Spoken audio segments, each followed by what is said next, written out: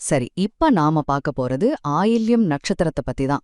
ஆயில்யம் நட்சத்திரத்துல பொறந்தவங்களோட குணம் எப்படி இருக்கும்? அவங்க வாழ்க்கையில முக்கியமான கட்டங்கள் எது? என்ன மாதிரி சவால்கள சந்திப்பாங்க?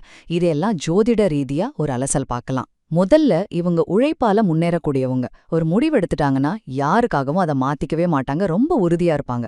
இவங்களோட வாழ்க்கை புதன் திசையில தான் தொடங்கும். அதனால சின்ன வயசுலே படிப்பெல்லாம் ரொம்ப நல்லா வரும். ஆனா அதுக்கடுத்து வர கேது திசையில சில சமயம் சின்ன வயசுலயே தாத்தா பாட்டி இல்லனா பெற்றோர்ல ஒருத்தரை இழக்கிற மாதிரி ஒரு சூழல் வர வாய்ப்பு இருக்கு. அடுத்து இவங்களோட கல்யாண வாழ்க்கை. கேது திசைக்கு அப்புறம் வர்ற சுக்கிர திசையில வாழ்க்கையில நல்ல நல்ல அனுபவங்கள் கிடைக்குமே தவிர சொத்தை சேர்க்கறது கொஞ்சம் கஷ்டம்தான். ஆனா இவங்களுக்கு ரொம்ப முக்கியமான டைம்னு பார்த்தா அது 25லிருந்து 35 வயசுக்குள்ள வர்ற சூரிய தசை தான். கல்யாணம் வாழ்க்கையில செட்டில் ஆகுறதுன்னு எல்லாமே இந்த டைம்ல தான் நடக்கும். சில பேருக்கு வேணா 32 வயசு வரைக்கும் தள்ளி போகலாம்.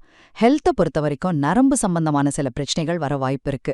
கடைசியா இவங்களுக்கான பரிகாரம், இவங்க நாக தேவதைகளை அதாவது சர்ப்ப தேவங்களை வழிபடுறது ரொம்ப நல்லது. குறிப்பா சொல்லணும்னா திருநாகேஸ்வரம், திருப்பாம்புரம் மாதிரி பாம்புகளே வழிபட்டு சிவன் கோவில்களுக்கு போய் கும்பிட்டா ரொம்ப விசேஷம். அதே மாதிரி பிரதோஷ நேரத்துல சிவனை கும்பிட்டா கல்யாண தடை நீங்கணும்னு ஒரு நம்பிக்கை இருக்கு. சுருக்கமா சொல்லணும்னா ஆயில்யம் நட்சத்திரக்காரங்க உழைப்புக்கு அஞ்சாதவங்க. சரியான வழிபாட்டோட சேர்ந்தா வாழ்க்கையில வர சவால்களை ஈஸியா ஜெயிச்சு பெரிய இடத்துக்கு வரலாம்.